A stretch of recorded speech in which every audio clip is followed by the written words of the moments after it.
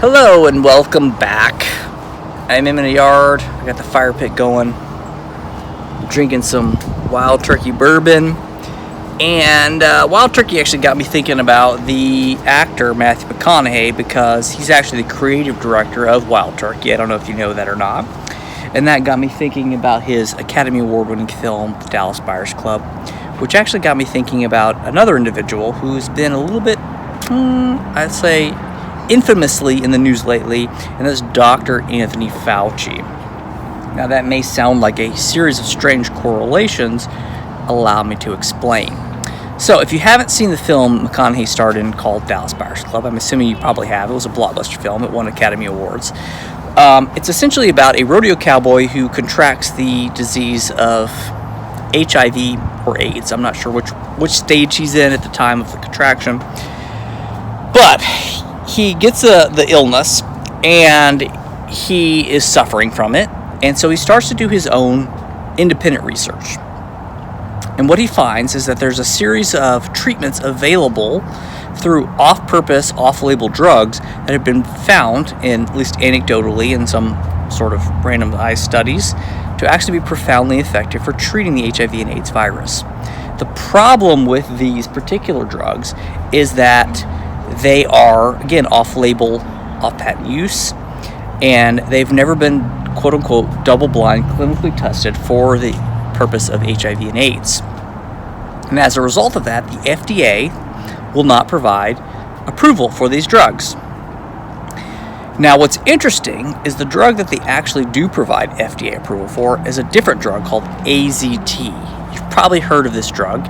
It is infamous now in what it actually did. AZT, we now know, is the most toxic substance ever prescribed for long-term usage. And in fact, there are many people who believe that a lot of the early HIV and AIDS patients who end up dying of the disease probably actually died from AZT rather than the actual virus, because it causes kidney failure. Okay? But what's interesting about all of this, well, there's several things interesting, but for starters, AZT somehow not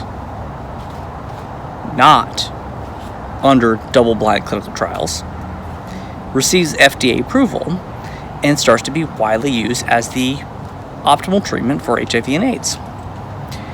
And this approval and this drug is actually something that has come through the sort of, whatever you want to call it, pipeline of the disease, the Agency for Allergy and Infectious Disease. Okay. They approve this drug. They start administering it. It's known to have a high level of toxicity. It causes all kinds of death. Subsequently, these other drugs, which have been widely used for other purposes, which are known to be relatively safe, but haven't gone through double-blind clinical trials, are repressed by the FDA. So the whole thing with Dallas Buyers Club is that these buyers clubs start being set up throughout the country, where they start to obtain illegally, unfortunately, these alternative forms of drugs that they can administer to people who have HIV and AIDS. And that's what Matthew McConaughey's character does. And that's what the Buyers Club is. So people come in, they buy these drugs, they've retained illegally, and they're distributed illegally, and it becomes a problem. But as we now know, those drugs interventions were far safer than the actual FDA-approved drug, which is AZT. Now, what you might not know is that all of this was orchestrated and controlled by none other than our friend, our enemy, whatever you want to call him, Dr. Anthony Fauci. Okay, at that point in time, he was already taking over as the head of the Agency for Allergies and Infectious Disease, and he was the one who actually worked to repress the distribution of off-patent, off-label drugs in place of a much more dangerous, and now we know much more toxic drug, AZT. Why this is relevant is because it's the exact same playbook that we now currently see in the COVID pandemic. What we now know, especially after these email leaks that have become made known publicly as of yesterday, is that a series of off-purpose, off-label drugs, such as hydroxychloroquine, ivermectin, even things like zinc quercetin, there's tons that have been shown, now we know clinically, to actually suppress the COVID virus, have actually been controlled and limited, and in some cases even repressed from distribution, similar to the AIDS pandemic, in place of an alternative medication intervention. In this case, it's a vaccine. And the story of COVID-19 matches the exact same playbook as the story of AIDS. And the story of AIDS, from a observational standpoint, my phone shut down, so I'm back.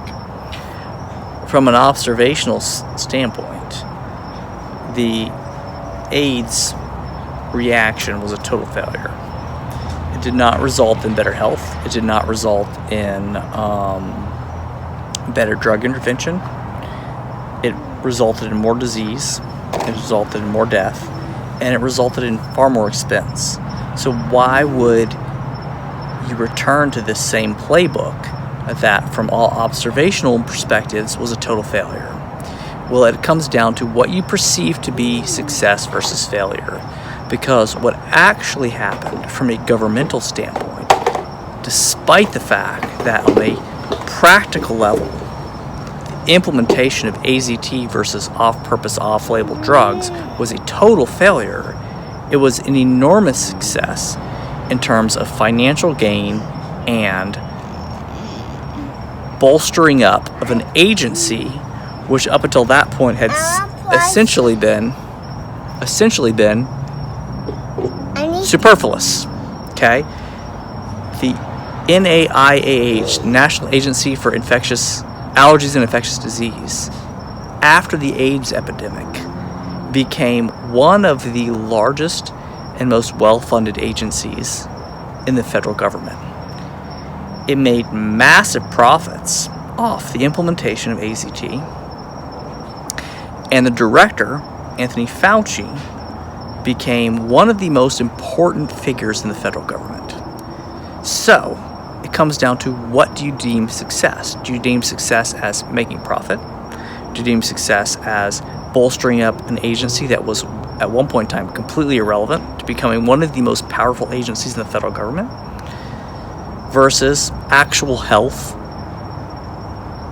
actual economic independence for people who, on a ground level, need available funds to actually pay for medication? So it's a matter of how you perceive this. If you perceive it from the alternative perspective, it was actually a huge success. And therefore it makes sense why in this pandemic they've gone back to the same playbook. Have a great day.